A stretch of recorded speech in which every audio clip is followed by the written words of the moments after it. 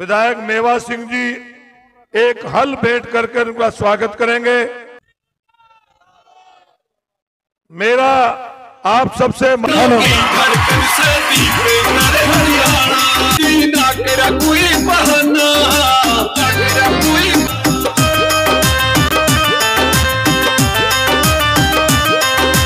थोड़ी गर्मी आएगी। राम राम। ये जो हरियाणा के अंदर बीजेपी की सरकार, जेजेपी की है, खट्टर दुष्यंत सरकार, आपके मन में भावना है कि ये जानी चाहिए और हरियाणा में हुड्डा साहब के नेतृत्व में कांग्रेस पार्टी की सरकार आनी चाहिए, तभी आप लोग इतने आपकी कमाई है मेवा सिंह जी। ये एक दिन की कमाई नहीं है, ये अपने जीवन के एक तपस्या की और आपके स्वभाव की कमाई है। हम आपको शुभकामनाएं देते हैं। एचपीएससी के दफ्तरों में करोड़ों रुपए की बरामदगी हुई। अनिल नागर एक मुख्यमंत्री जी द्वारा लगाया गया सचिव, वहां पर करोड़ों रुपए की बरामदगी उनके दफ्तरों में हुई। एसडीओ की लिस्ट आई, 80 में से 78 बाहर के, 2 हरियाणा के एसडीओ इलेक्ट्रिकल की 2021 में लिस्ट आई। 99 में से 77 बाहर के, केवल 22 हरियाणा के। इस साल असिस्टेंट प्रोफेसर टेक्निकल एजुकेशन की लिस्ट आई, 156 में से 103 बाहर के, केवल 53 हरियाणा के। अभी पंचायत डेवलपमेंट अफसर लगे, पंचायत डेवलपमेंट अफसर, बीडीओ, ब्लॉक डेवलपमेंट अफसर इसको बोलते हैं, गांव में काम करना, पंचायतों के साथ 7 लगे, 7 में से 5 बाहर के, बाकी प्रदेशों के। हमारी पंचायत हरियाणा के क्या हमारे बड़ी नौकरी निकालते हैं तो हरियाणा के बाहर के बच्चे निकालते हैं। आखिरी साल में ग्रुप डी की निकाल देते हैं राजनीति के लिए। पिछली बार भी 5 साल तक नौकरी नहीं निकाली, 2019 के इलेक्शन से पहले ग्रुप डी की निकाल दी। इस बार भी 5 साल तक बाहर के बच्चे और आखिरी साल में ग्रुप डी की नौकरी निकाल देते हैं। मगर 13,000 ग्रुप डी की नौकरी निकाली तो 14 लाख बच्चों ने फॉर्म भरा। हरियाणा के अंदर कितनी बेरोजगारी बन गई, इसका आप अंदाजा लगा सकते हो। मैं खट्टर साहब से पूछना चाहता हूं, ये पर्ची खर्ची की आप बात करते हो, मैं खट्टर साहब ये बताओ, बाहर से कौन सी पर्ची आती है, कौन से आरएसएस के कार्यालय से पर्ची आती है कि आप हरियाणा की नौकरियां बाहर के बच्चों को दिलवाने का आप 4 साल काम करते हो और आखिरी साल आज देश में सबसे ज्यादा बेरोजगारी हरियाणा के अंदर। आज ये भी हम ये भी कहना चाहते हैं, धोखा दे दिया आपने 5100 की बुढ़ापा पेंशन पे। तारीख बदलेगी, साल बदलेगा, नए साल में सरकार बदलेगी और 5100 बुढ़ापा पेंशन की बात बदलेगी।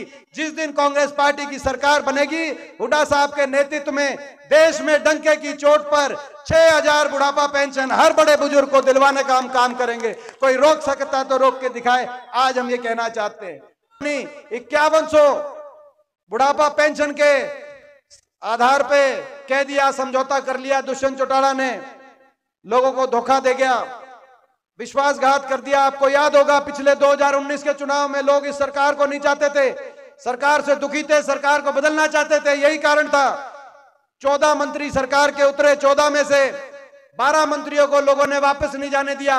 आप याद करो 2019 का इलेक्शन, पिछला इलेक्शन, शाहबाद से भी इनके एक मंत्री थे, आपने देखा होगा, 14 मंत्री उतरे थे, लेकिन लोगों ने वापस विधानसभा में नहीं जाने दिया, दुखी थे इस सरकार से। बीजेपी ने नारा दिया था, खट्टर साहब ने, कि 75 पार लोकसभा चुनाव के बाद, 75 पार। इस दौरान जेजेपी एक पार्टी आई, दुष्यंत चौटाला, उसने नारा दे दिया, क्या नारा दे दिया, बीजेपी को भेजेंगे जमुना पार। एक कहता था 75 पार, दूसरा कहता था जमुना पार। इलेक्शन का नतीजा आते ही दोनों बन गए जमा पक्के यार। बन गए कि नहीं बन गए? दोनों बन गए पक्के यार। और हरियाणा में बना दी ऐसी भ्रष्ट सरकार, जनता कर रही हाहाकार। कह दिया, ये कह दिया कि 5100 बुढ़ापा पेंशन और फैक्ट्रियों में, एक फैक्ट्री तो नहीं लगाई नहीं, लेकिन फैक्ट्रियों में 75% हरियाणा के बच्चों को रिजर्वेशन पे की बात पे समझौता कर रहे हैं। ना तो फैक्ट्रियों में रिजर्वेशन का लागू हुआ 5 साल में। आज 5 साल के बाद मैं पूछता हूं, वो 5100 बुढ़ापा पेंशन कहां है?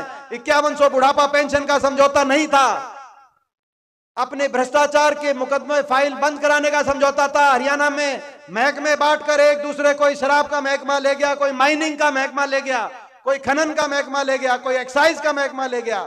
महकमे बांटकर हरियाणा को लूटने का समझौता था। और ये हम क्या कहेंगे, इन्हीं के विधायक कह गए, जब महकमे बटे, हरियाणा का ये सरकार दूसरी शुरू हुई तो दादा गौतम इनके पंडित जी विधायक है नारनौंद हिसार से, कल वहां पे मेरा प्रोग्राम था, उनका बयान आया कि खोपर बढ़ गया सरकार में और खोपर एक लाए जीमने लग रहा है। आपको याद होगा, बोला खोपर एक लाए जीम गया, आया था कि नहीं आया था? इस बात की भी जांच होनी चाहिए, जीम गया इस सरकार में, भ्रष्टाचार का केस बनता है, इनके विधायक बता रहे हैं भ्रष्टाचार का समझौता था।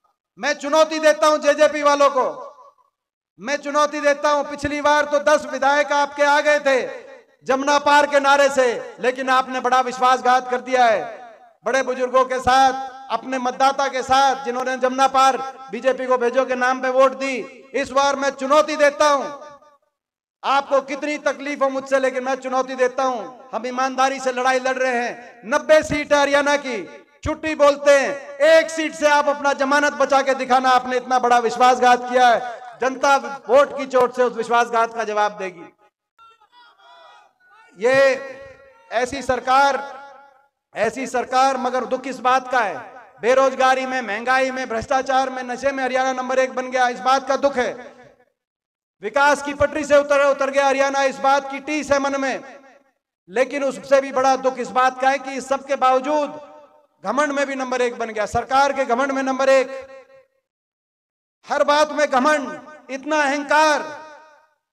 कोई ऐसा वर्ग नहीं, 10 साल हमारी सरकार रही, किसी को आंदोलन नहीं करना पड़ा, और 10 साल इनकी सरकार रही, हर वर्ग को आंदोलन करना पड़ा और हर वर्ग को पे अत्याचार इन्होंने किया। किसान आंदोलन चला 1 साल तक, 750 किसानों की जान चली गई, 750 घर उजड़ गए। किसी का बूढ़ा बाप था तो किसी का जवान बेटा था, किसी के घर में केवल छोटी छोटी बेटियां हैं। मैं एक घर में होके आया हूं, एक के आंसू पोंछ के आया हूं। कौन थे वो लोग जिन्होंने, उनकी बात मानने की बात तो दूर की बात है, लेकिन भारतीय जनता पार्टी के आज तक किसी छोटे से छोटे पदाधिकारी ने यह नहीं कहा कि हमें सहानुभूति है, हमें संवेदना है। हम सहानुभूति के 2 शब्द बोलते हैं कि हमें अफसोस है कि किसी का घर का चला गया, हम इनकी मांग नहीं मानते। उनको देशद्रोही बताया गया, देश की संसद में देशद्रोही बताया गया। मैंने कितना अकेलापन महसूस किया होगा, आप अंदाजा लगा सकते हैं उस देश की संसद में। आज भाजपा के हरियाणा में 15 सांसद हैं, 15 में से 14 बीजेपी के सांसद हैं, 10 लोकसभा के, 5 राज्यसभा के, एक अकेला विपक्ष के सांसद के रूप में इस मोदी सरकार से पूरी भाजपा के सामने जब किसान आंदोलन के बीच में मैं खड़े होकर आंख में आंख मिलाकर जब लड़ाई लड़ता हूंगा और सारी बीजेपी टूट के पड़ती होगी देश की। आपका बेटा था, जब किसी का घर उजड़ता था तो दिल में दर्द होता था, वहां जाके ना लड़ूं तो क्या करूं, मगर पूरी बीजेपी जब टूट के पड़ती थी, पूरे देश की बीजेपी, तो मैंने कितना अकेलापन महसूस किया होगा, आप अंदाजा लगा सकते हो। मैं पूछना चाहता हूं, वहां तो मैं अकेला रह गया था, लेकिन आने वाले समय में हरियाणा में जब इस बात का हिसाब होगा तब आप अकेला तो नहीं पड़ने दोगे। मैं आज से पूछना चाहता हूं, ये अहंकार, कहा देशद्रोही बताते थे, कभी कुछ बताते थे, ये अहंकार। जब किसान आए तो घमंड, हमारी महिलाएं बेटियां आई तो घमंड, कर्मचारी आए ओल्ड पेंशन स्कीम मांगने, उन पे लाठीचार्ज, सरपंच आए अपना अधिकार मानने तो लाठीचार्ज, मनरेगा के मजदूर अपनी मजदूरी के लिए बढ़ाने के लिए आए करनाल में, उन पे लाठीचार्ज, ग्रामीण चौकीदार, सफाई कर्मचारी, गरीब आदमी जब अपना मानदेय बढ़ाने के लिए आए तब लाठीचार्ज, आड़ती जब अपनी हड़ताल पे गए तो आड़तियों को उसी भाषा में जवाब दिया गया, आशा वर्कर, आंगनवाड़ी, हमारी महिलाएं जब आई उन पे लाठीचार्ज। 10 साल हमारी भी सरकार रही, किसी पे लाठीचार्ज एक भी पूरे हरियाणा के अंदर हुआ हो तो हम जिम्मेदार हैं। 10 साल तक किसी को आंदोलन नहीं करना पड़ा, किसी पे लाठीचार्ज नहीं। यहाँ हर वर्ग के साथ इतना अपमान, और मुख्यमंत्री जी जहां जाते हैं इस भाषा का प्रयोग करते हैं जनता को। अभी एक गए हिसार के अंदर, एक लेडीज खड़ी हुई, कहा कि जी इतनी बेरोजगारी है, कोई फैक्ट्री लगवा दो, कहा इसको बिठा के चंद्रयान पे बिठा के चांद पे भिजवा दो। सिरसा में एक लेडीज खड़ी हुई कि चिट्टे से, नशे से मेरा 22 साल का बच्चा चला गया, विधवा लेडीज हूं। बोला किसी ने सिखा के भेजी है, कोई अपने बच्चे के बारे में बोलेगा सिखा के भेजी? बोला सिखा के भेजिए, इसको बाहर फिकवाओ। एक खड़ा हुआ सिरसा के अंदर, बोला किसान जो है, किसान की ये समस्या है, बोला तो किसी पार्टी का लगता है पदाधिकारी, इसकी पिटाई करवाओ। कहां पिटाई करवाओ। करनाल में बोला मुख्यमंत्री जी ने कि ये जो ब्लैक कैट जो है ये अपना हमारी सिक्योरिटी है, उठा के बाहर फिकवा देंगे, धक्के मार के बाहर फिकवा देंगे। हम भी सरकार में रहे थे 10 साल, हमने खुद धक्के खाए होंगे, किसी एक को उंगली भी लगाने का काम हमने किया नहीं होगा। मुख्यमंत्री जी ये घमंड। कल भी एक जगह एक नौजवान ने पूछा तो उसका जवाब दिया कि भाई जो है कैसा जवाब दिया, आज वायरल हो रहा है। एक अपने नौकरी के बारे में पूछा, मैं उसमें मुख्यमंत्री जी घमंड बहुत हो गया इस सरकार को, अहंकार बहुत हो गया सरकार को। मैं पूछना चाहता हूं ये अहंकार 5 साल का लाइसेंस इस अहंकार को बढ़ाने के लिए दोबारा और दोगे या इस अहंकार को तोड़ने के लिए इनका 5 साल का लाइसेंस कैंसिल करोगे, बदलाव लाओगे? और विकास की पटरी से उतर गया हरियाणा। कोई एक नई परियोजना बताए हरियाणा में, सरकार को चुनौती देते हैं। 5 थर्मल कारखाने लगे हमारे समय, यमुनानगर से लेके हिसार तक। आपका एक कारखाना लगाओ तो बताओ। 250 किलोमीटर रेल की लाइन हमारे समय बिछी, आपने 1 इंच रेल की लाइन 10 साल में बनी हो तो बताओ। 12 यूनिवर्सिटी, 12 विश्वविद्यालय हरियाणा के अंदर बने जब हमारी सरकार थी सरकारी, आपने 1 यूनिवर्सिटी बनाई हो तो बताओ।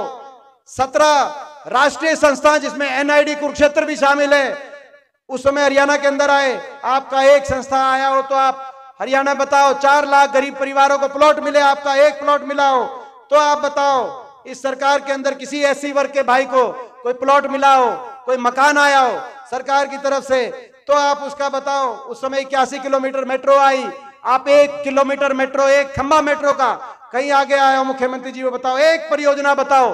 परियोजना तो मिली नहीं, परियोजनाओं को कैंसिल करने का काम हुआ। कहीं अंतरराष्ट्रीय एयरपोर्ट जेवर नोएडा चला गया तो दादूपुर नलवी नहर, आज वाटर लेवल इतना नीचे जा रहा है यहाँ पूरे इलाके के अंदर। इस पूरे इलाके जा रहा है कि नहीं जा रहा, मैं पूछना चाहता हूं। दादूपुर नलवी नहर बनाई गई, नहर कैंसिल कर दी कि किसानों को मुआवजा ना देना पड़े। सरकार बदलेगी, दादूपुर नलवी का भी दोबारा निर्माण होगा। आज हम ये भी कहना चाहते हैं इस मंच के माध्यम से। कोई काम तो किया नहीं, बने बनाए काम रोक दिए। लाडवा का बाईपास बनना था, सारे जो अभी मेवा सिंह जी ने बताया कि सारा नोटिफिकेशन हो गया था। जाम से यहां से लेकर रादौर तक दोनों हमारे विधायक बैठे हैं, बिशन लाल सैनी जी भी बैठे हैं और मेवा सिंह जी भी बैठे हैं। यहां से लेकर पूरे रादौर तक ये अगर बाईपास बनता सबको सहूलियत होती, लेकिन क्योंकि हमारी सरकार में नोटिफिकेशन था 10 साल तक कुछ काम किया नहीं। मगर पुराने काम भी, कहीं दादूपुर नलवी नहर अटवा रहे हैं, कभी ये लाडवा का बाईपास रुकवा रहे हैं। मैं कहना चाहता हूं सरकार से, 5 महीने बचे हैं आपके पास। 5 महीने में या तो आप इस पे काम शुरू कराओ जिम्मेदार विपक्ष की तरह, हम आपका स्वागत करेंगे, धन्यवाद करेंगे।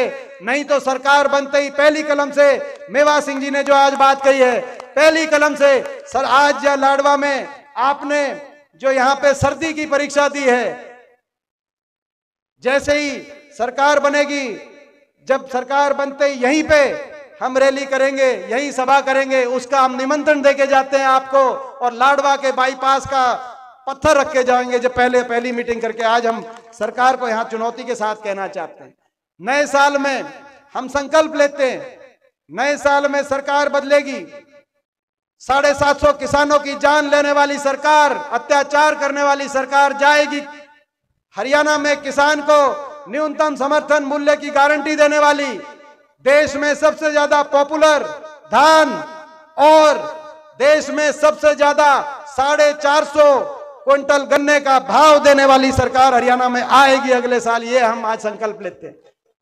आज हम संकल्प लेते हैं, किसान को न्यूनतम समर्थन मूल्य की गारंटी देने वाली, देश में सबसे ज्यादा पॉपुलर धान और देश में सबसे ज्यादा 450 क्विंटल गन्ने का भाव देने वाली सरकार हरियाणा में आएगी अगले साल। ये हम आज संकल्प लेते हैं। आज हम संकल्प लेते हैं, गरीबों की योजनाएं बंद करने वाली सरकार जाएगी। जो 100 गज के प्लॉट बंद कर दिए, मैं पूछना चाहता हूं, बहुत से एससी वर्ग के हमारे भाई बैठे हैं आज इस सभा में, बैकवर्ड के हमारे भाई, बीपीएल के परिवार, जनरल के भी बैठे हैं।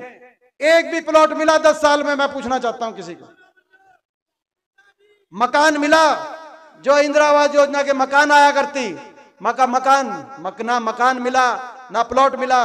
गरीबों की स्कीम रोकने वाली सरकार जाएगी और नए साल में हर गरीब परिवार को 100 गज का प्लॉट और 100 गज के प्लॉट पर सरकारी सहायता से 2 कमरे का इंदिरा आवास योजना के माध्यम से मकान बनवाने वाली सरकार आएगी। एक कलम से ये सारे मकान पारित करने का काम करेंगे। बच्चे बैठे हैं स्कूल के आगे, धरने दे रहे हैं, प्रदर्शन कर रहे हैं। देश के इतिहास में शायद बच्चों को सबसे पहले धरना देना पड़ा, तो इस खट्टर सरकार में धरना देना पड़ा। और पहले ही हम संकल्प ले चुके हैं कि 5100 का बुढ़ापा पेंशन पे धोखा देने वाली सरकार जाएगी और देश में सर्वाधिक कितनी 6000 बुढ़ापा पेंशन देने वाली सरकार आएगी। सरपंचों को पे लठ बरसाने वाली सरकार जाएगी और सरपंचों को लठ की बजाय उनके हाथ में कलम और कलम में विकास करने की ताकत देने वाली सरकार हरियाणा में आएगी। एमपी साहब को मुर्गी खेतों में किसान 56 इंच का सीना था, वो कहाँ गया बलवान। सीमा के